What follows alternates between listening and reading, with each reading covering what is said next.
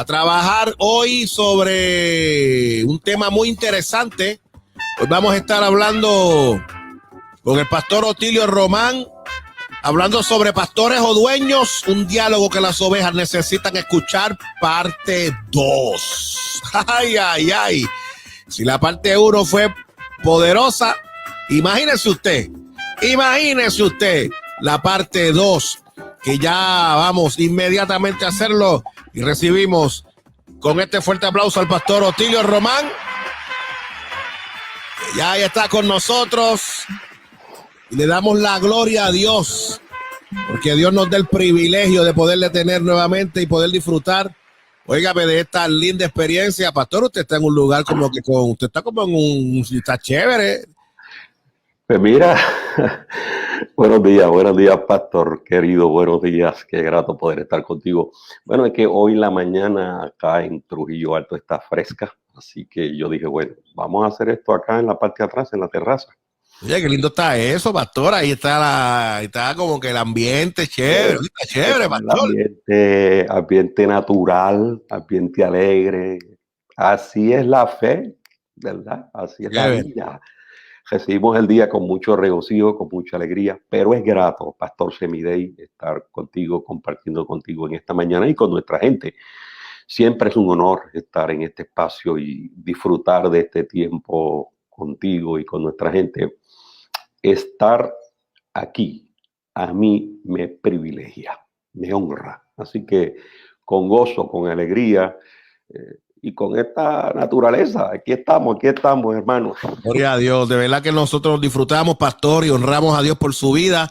El pastor Otilio Román es pastor de la Iglesia de Dios Yahweh Jireh en Carolina, y también Dios le ha bendecido y le ha colocado en un lugar importante en nuestra denominación como el director ejecutivo, ¿verdad? O debo decir, el presidente de la Junta de Directores de la Universidad Teológica del Caribe.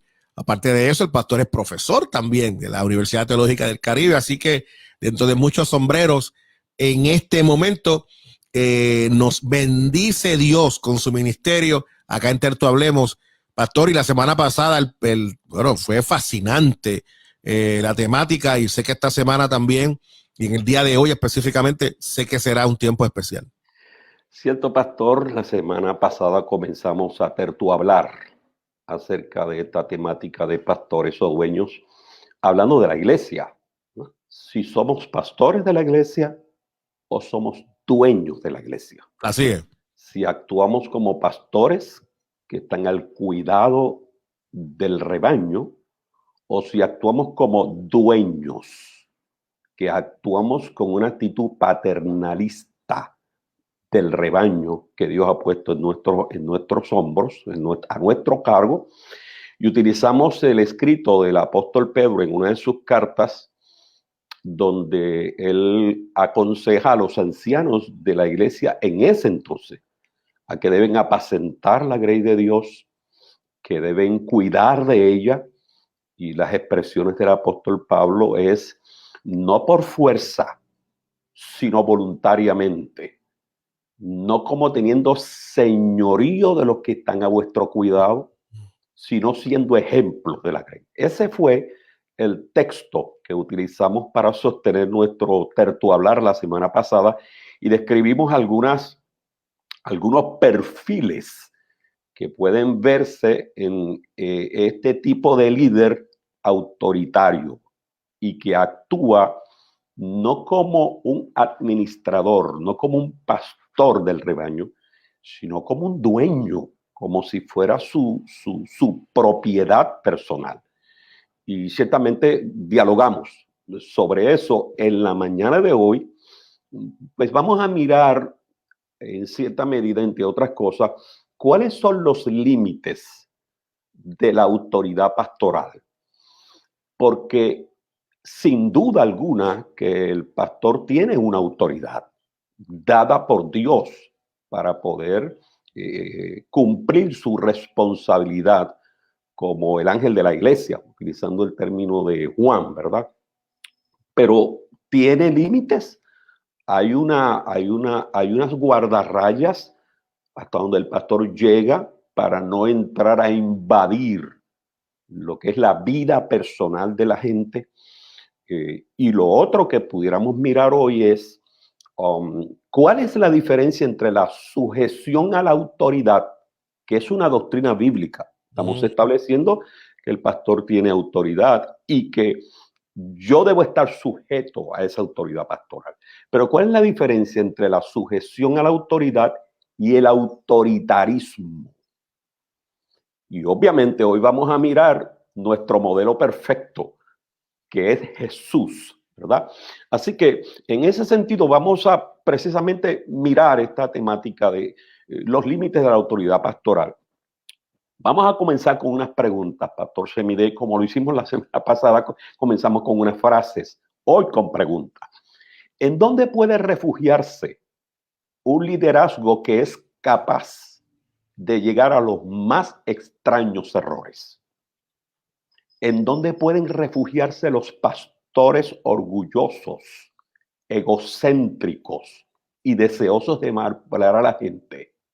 Estas son preguntas incisivas. Dura. Me parece que estas son temáticas que hay que trabajarlas con mucho amor, pero no necesariamente tenemos que estar usando bolitas de algodón. Vamos directo al grano aquí, ¿no? Con profundo respeto. ¿En dónde puede esconderse un ministro fraudulento y enfermo de poder? Por mencionar alguna. La respuesta es una sola. En el autoritarismo. Entonces, cuando alguien no puede ejercer su ministerio basado en la verdad, en el servicio amoroso y en la honestidad, necesita recurrir al uso de la manipulación y a un sistema de gobierno autoritario para imponerse sobre las conciencias de las personas y poderlas controlar. Nótese que aquí estamos hablando de dos elementos, la manipulación, pero eso se da a través de todo un sistema, es toda una estructura que se va formando, desarrollando como especie de un gobierno de total autoritarismo, ¿no? ¿Cuánta gente ha sufrido abusos y manipulaciones por parte de pastores opresivos? La semana pasada hablamos el caso de la secta de David Koresh. Así es. ¿Cuántas personas han estado bajo líderes autoritarios, siendo manipulados, viendo manipulaciones, incluso hasta mentiras, y se han quedado callados por el miedo que estos líderes autoritarios le han infundido? Y la semana pasada hablamos acerca de los métodos que utilizan, ¿verdad? Y las enseñanzas, y este método de inducir a miedo es uno de ellos, ¿no? ¿Cuántas familias y matrimonios se han destruido por obedecer a líderes autoritarios cuando se han desviado de la palabra de Dios? Y me parece que son preguntas pertinentes. Entonces, veamos brevemente cuál es la diferencia entonces entre la autoridad o la sujeción a la autoridad, que es una enseñanza bíblica, y el autoritarismo. Si yo como miembro de la iglesia debo estar sujeto a la autoridad pastoral, eso es bíblico. Pero ¿en qué momento yo salgo del terreno de sujeción a la autoridad o me inducen a salir de allí, me empujan a salir de ahí y caigo en la obediencia al autoritarismo? Ahí vamos. La palabra de Dios es la máxima autoridad. Para entender la diferencia entre estar bajo, ¿verdad?, la autoridad o un liderazgo autoritativo.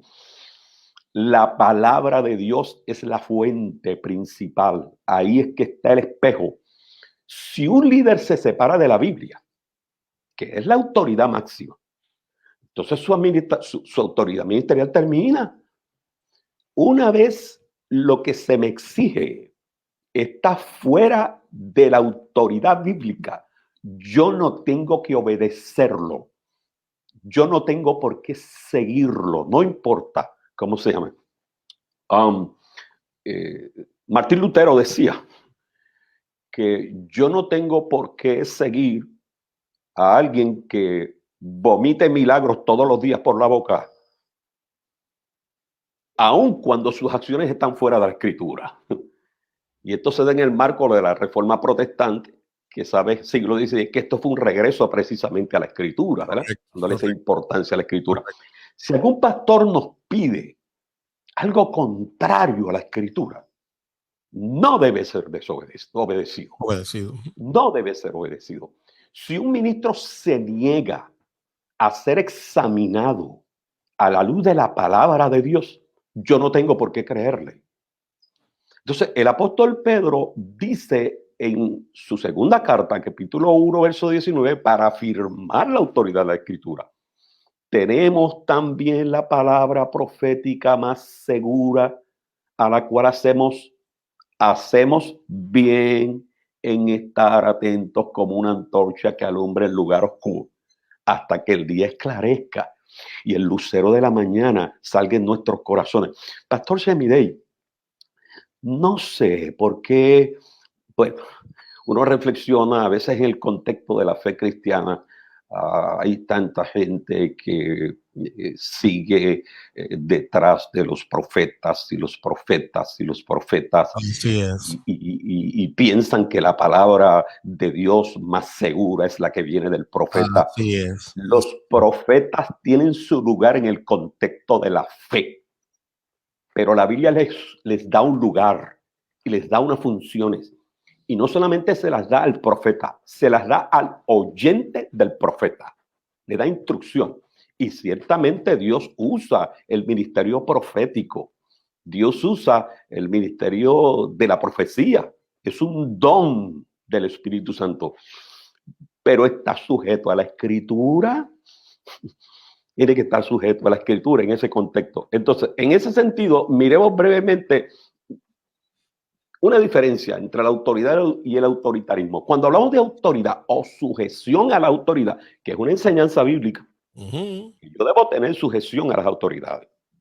Bíblicamente hablando, la sujeción a la autoridad es sujetarnos a lo que dice la Biblia. Obviamente, cuando esa escritura me la está enseñando un ministro que vive de acuerdo a ella. Y este punto final es importante porque todo trabajador de la Biblia, todo ministro, no solamente debe predicar, debe vivir a la altura de lo que está predicando en ese contexto. El autoritarismo, por el lado contrario, es estar bajo un autoritarismo o una tiranía, es obedecer a un líder que nos pide cosas contrarias a la palabra de Dios y que me pide que yo lo tengo que obedecer porque él es el ungido de Jehová. De Dios. Y hoy vamos a mirar este concepto de ungido de Dios y cómo se utiliza para manipular a la gente. Ciertamente el pastor es ungido de Dios, sin duda alguna. El líder es un ungido de Dios porque Dios lo unge para estar allí. Pero cuando ya sale del marco del texto bíblico, tenemos que estar mirando esto con mucho cuidado en ese sentido. La Biblia, la palabra de Dios, nos da evidencias suficientes de que en los inicios de la iglesia cristiana, Pastor Semidey, no había líderes autoritarios que se ofendían cuando se les controlaba o cuando se les confrontaba. Esto es el comienzo de la iglesia, ¿verdad? Hubo líderes en esos inicios de la iglesia que cuando se salían de lo que la escritura enseñaba, lo que el Señor había enseñado, se les confrontaba y no rechazaban el confrontamiento que se les daba. Esas pláticas que se daban entre esos líderes eran pláticas francas, eran pláticas directas y había una libertad para poner las cosas en claro. La verdad de la escritura en el contexto de la iglesia en sus inicios era la máxima autoridad y todos, incluidos los líderes de la iglesia, estaban sujetos a ello. Y esto es lo que estoy compartiendo en la información de esta mañana, ¿verdad? Así que lo que estamos planteando aquí es que debemos tener cuidado con aquellos que no se guían por la regla de que la Biblia es la autoridad máxima, pues de hecho, un signo clásico de que una organización o un líder se ha convertido en una secta es cuando en la práctica los líderes de esa organización son considerados una autoridad mayor que la Biblia. Mayor que la Biblia.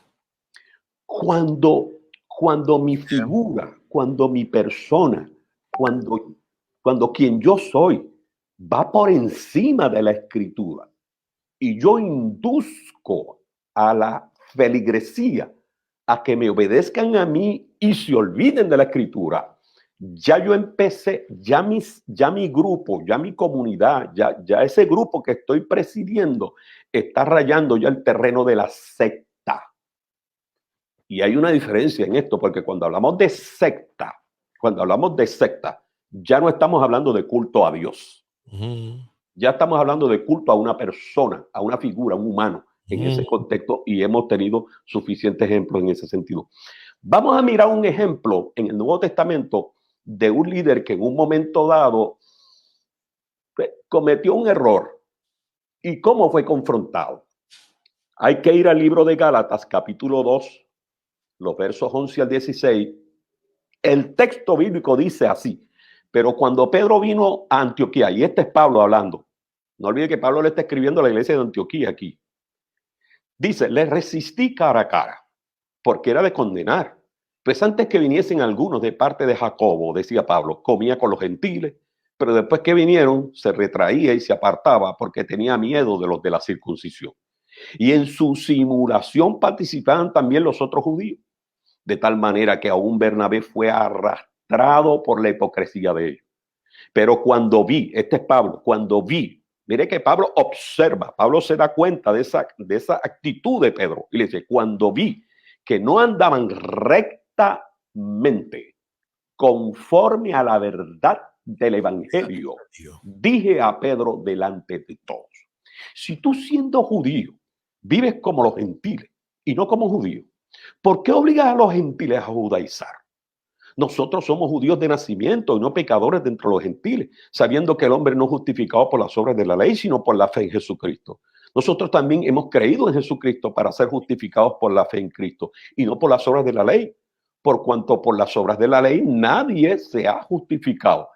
Ahora, veamos unos puntos que se resaltan aquí, 8 puntos en este ejemplo que estamos poniendo para que veamos una correcta sujeción a la autoridad en el Nuevo Testamento. Número 1, Pablo reprendió públicamente a Pedro por no andar conforme a la verdad. Pedro era el líder de la iglesia, o uno de los líderes de la iglesia de Jerusalén. Pedro había conocido al Señor y había sido llamado al Señor antes que Pablo. Así que Pedro, número 2, había andado personalmente con Jesús, era un líder reconocido en la iglesia con mucha autoridad y aún así fue reprendido. 3, Pablo lo reprendió públicamente. Ni siquiera esperó estar a solas con él. 4, Pedro llevaba más tiempo en el ministerio que Pablo. 5, Pablo no usó palabras aduladoras. Pablo fue claro y franco cuando habló con Pedro. 6, aparte de reprender a Pedro, Pablo implicó también a Bernabé, otro líder de la iglesia en Jerusalén, que había caído en el mismo error. 7, aparte de mencionar el error doctrinal de ambos, Pablo les dice: ustedes están actuando en hipocresía. Esto está fuerte, pero Pablo no tenía bolitas de algodón, ¿verdad?, para corregir este incidente. Y número 8, me parece importantísimo, después de todo esto, no olvidemos que el asunto Pablo le está sacando a la luz en una carta a los Gálatas. Lo está señalando delante de toda la iglesia. Porque para Pablo eso tenía que ser un ejemplo que eventualmente lo que iba a hacer era edificar la iglesia, ¿verdad? Y obviamente advertirles contra el mismo error. Así que aquí tenemos un ejemplo de un líder que sale de lo que es la verdad del evangelio y es confrontado. ¿Cuál es el problema con los líderes autoritarios? Que rechazan ser confrontados, que no aceptan. Entonces, vamos a desenmascarar algunas doctrinas autoritarias. Que el Señor nos ayude, Pastor Shemidei, en esta mañana. Me está ayudando. Vamos a analizarlas. Las más usadas por los líderes autoritarios. Veamos algunas de ellas. Número 1, una enseñanza es que los líderes autoritarios le dicen a las personas: si tú te separas de nosotros, estás actuando en rebeldía.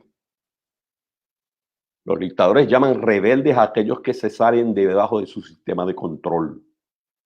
Sorprende, pastor, que pastores que están fuera de la autoridad bíblica tengan el cinismo de llamar reverdes a aquellos que, ciñéndose a las escrituras, les cuestionan o deciden dejar de oír sus enseñanzas equivocadas.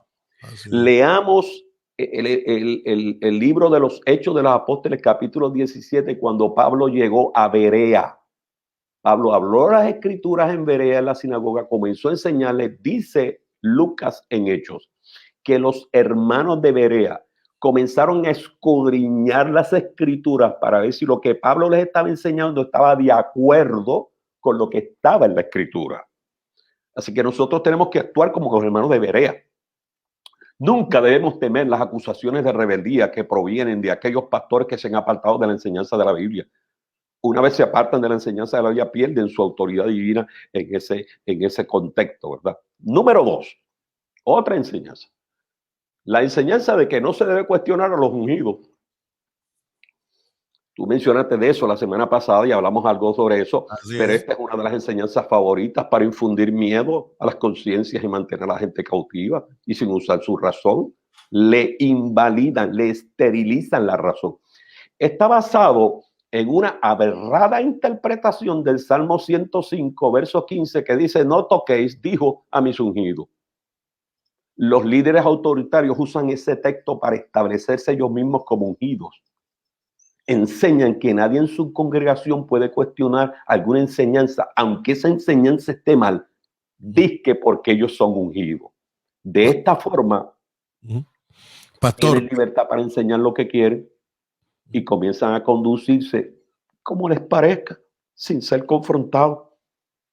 Pastor, ¿me permite decir unas palabras breves? Claramente, pastor. Brevemente, también hay un pasaje cuando David le corta un poco de tela a Saúl, que le cortó un pedazo de tela, y cuando le dicen a David, ¿pero qué pasó que tú no le hiciste daño? David dice: Dios me libre a mí de poner la mano sobre el ungido de Jehová. Y ese pasaje también lo han utilizado para tratar de presentarnos que como es el ungido, Dios, ni me libre Dios de poner la mano allí. Es correcto. Y sin duda alguna, cuando uno es responsable en el ejercicio hermenéutico, en el oficio hermenéutico de interpretar la Biblia, nos damos cuenta que sin duda alguna es una interpretación totalmente errada. Totalmente. Una tercera enseñanza, muy parecida a la que tú estás trayendo, la famosa rebelión de Absalón. Dicen los que usan esta enseñanza que los que cuestionan al pastor o los que se separan de la iglesia son como Absalón, porque Absalón se rebeló contra su padre David. Esta enseñanza lo que termina diciendo es que como Absalón murió, así terminarán en muerte espiritual quienes cuestionan a sus líderes o se opongan a sus errores. Mira qué falta de responsabilidad en el acercamiento al texto bíblico. Mire qué abuso, mire qué secuestro de la Biblia. Increíble. Qué manera de tocar, de torcer las escrituras, aplicando esta terrible historia del caso de personas honestas que cuestionan con sinceridad a sus líderes sobre la veracidad de sus enseñanzas, o incluso que salen en sus organizaciones y congregaciones desviadas de la verdad. Pastor, en la historia han habido congregaciones que se han salvado por la valentía de fieles de ella que se han levantando su voz en contra del intento de secuestrar las Sagradas Escrituras en ese contexto. Y un cuarto o una cuarta enseñanza que se utiliza es que a un ministro nunca se le debe oponer. Nunca se le debe cuestionar aunque esté mal. Y otro pasaje que utilizan es el que tú estás mencionando. Es otro pasaje para reforzar el autoritarismo. Estos promotores de la tiranía espiritual, la semana pasada le llamamos terrorismo religioso. Terrorismo religioso, así es. Hoy estamos hablando de tiranía espiritual.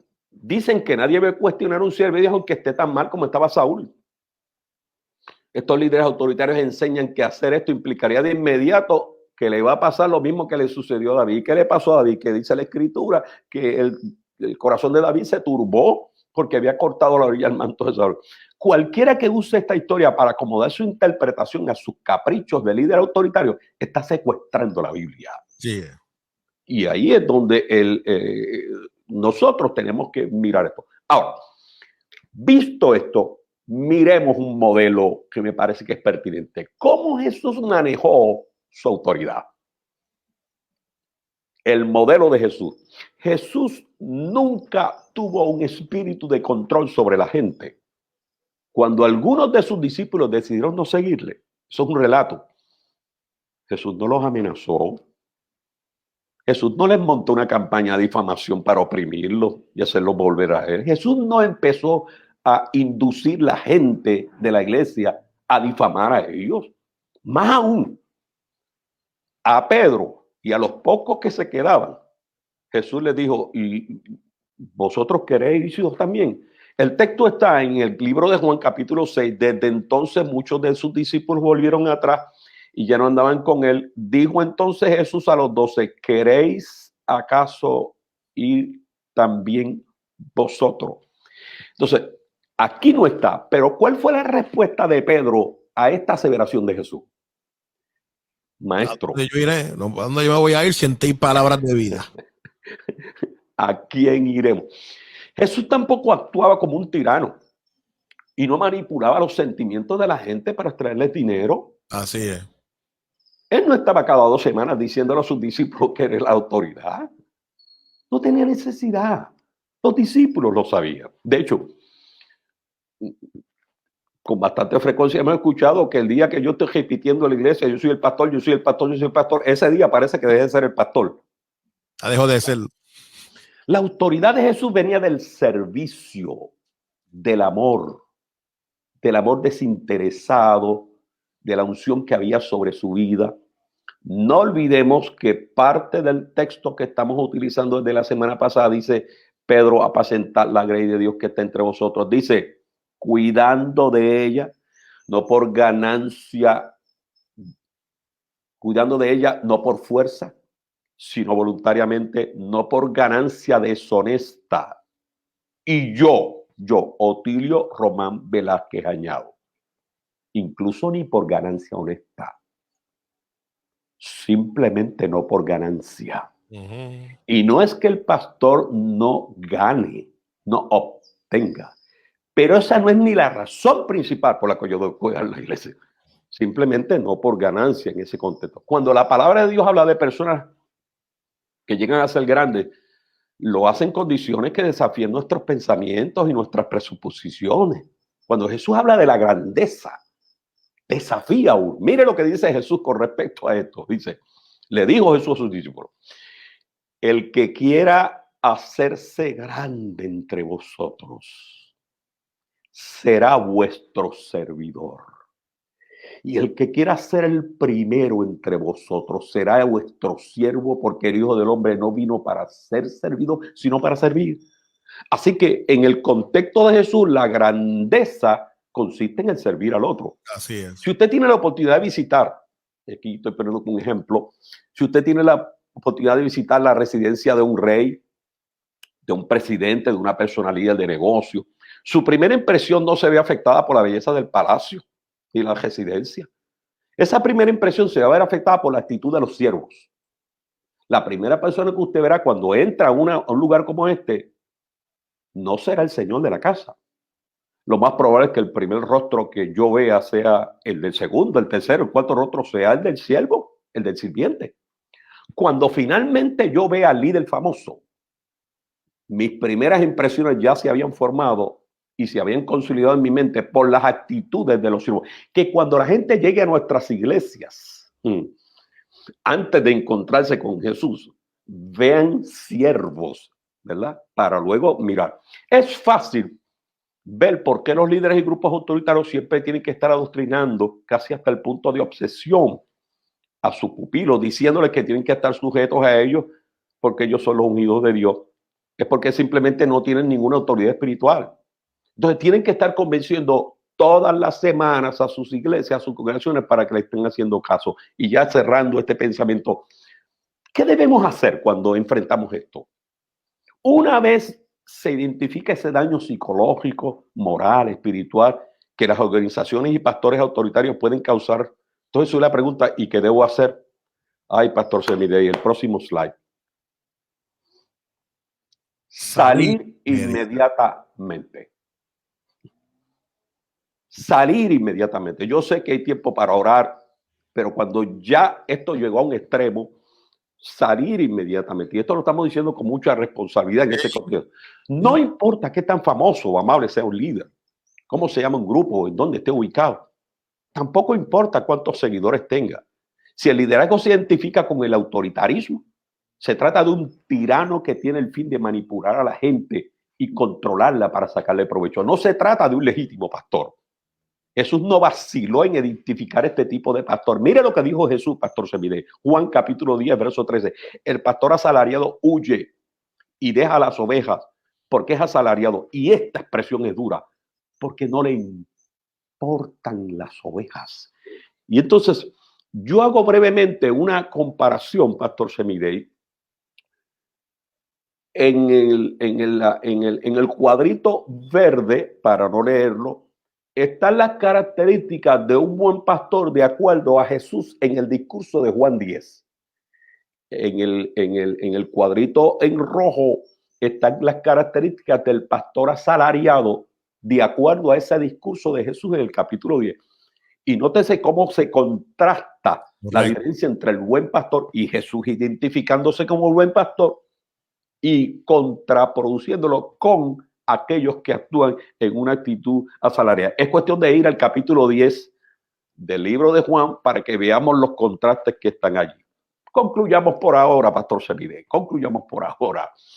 Los líderes autoritarios son personas que son capaces de dañar a la gente, son capaces de destruirla totalmente. Su carácter puede ser dulce, amoroso, incluso puede ser bien intencionado. En algunas ocasiones puede ser gente preparada y profesional, en otras ocasiones no.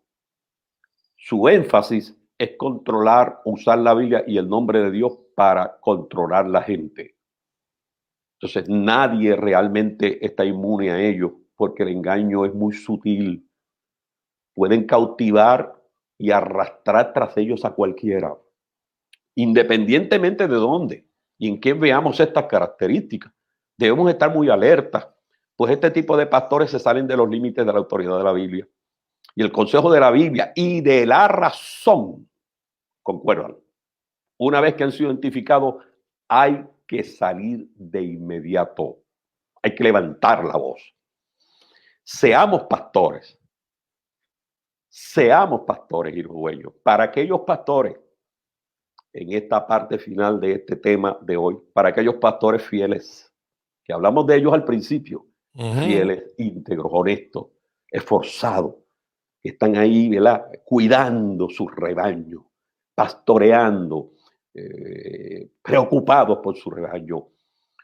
Pedro, este mismo apóstol que escribe el texto que estaban utilizando como base, dice en el verso número 4 de ese capítulo 5, y cuando aparezca el príncipe de los pastores, vosotros recibiréis la corona incorruptible de gloria. Que el Señor nos ayude, pastor. Wow. Que el Señor nos ayude a todos a cumplir nuestra responsabilidad para que no seamos dueños de nuestro rebaño, sí seamos pastores.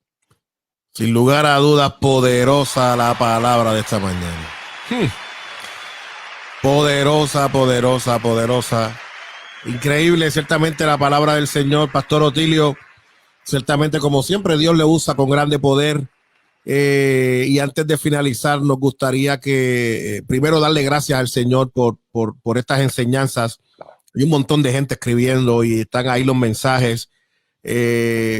Ciertamente poderoso por demás. Pero antes de irnos, pastor, nos gustaría que usted nos pueda dar la información. De hecho, tengo un compromiso y voy a ver si lo logro hacer hoy, entre hoy y mañana. Coger estas dos enseñanzas, tanto en la pasada semana y la de hoy, ponerlo en un solo video para compartirlo, para enviarlo y que se pueda compartir. Pastor, se lo quiero enviar también a usted, Pastor Otilio. Gracias, pastor. Y colocarlo en las redes para que salga a la carretera y que se pueda tener constancia de ciertamente estas expresiones, necesitamos abrir los ojos al pueblo. Y esta palabra, y me gusta mucho, con mucho respeto, con amor, pero hay que poner el punto sobre las IES y hay que ciertamente compartirlo, porque el pueblo perece por falta de conocimiento y nosotros no vamos a padecer. Yo no voy a pedirle o yo no voy a permitir que me pidan razones a mí, porque yo teniendo un medio para poder hacer unas cosas no lo hicimos. Claro. No lo vamos a permitir. Así que, pastor, ¿cómo la gente puede comunicarse con usted y con su ministerio? Lo pueden hacer a través de la página de Facebook de nuestra iglesia. Es Iglesia de Dios Mission, Iglesia de Dios MB, Yahweh Jireh. También a través de nuestro correo electrónico, que es IDDMB Omar, OMAR, @gmail.com, o a través de nuestro número de teléfono, 787-226-0039. Allí estamos para servirle, pastor, y servirle a todo aquel que se acerque hasta nosotros. Pastor, sabes que te amamos y te agradecemos. El pueblo de Puerto Rico, y me parece que el mundo entero está agradecido de las enseñanzas que estás trayéndonos y que nos estás llevando por un sendero poderoso para la gloria de Dios. Amén. Gracias, Pastor Semidey. De nuevo, es un honor, es una honra poder estar aquí y lo hacemos con mucho amor. A ti, mi gratitud por la oportunidad de servir. Gracias, pastor. Un abrazo. Bendiciones. Buen día para todos. Claro que sí. La paz de Dios.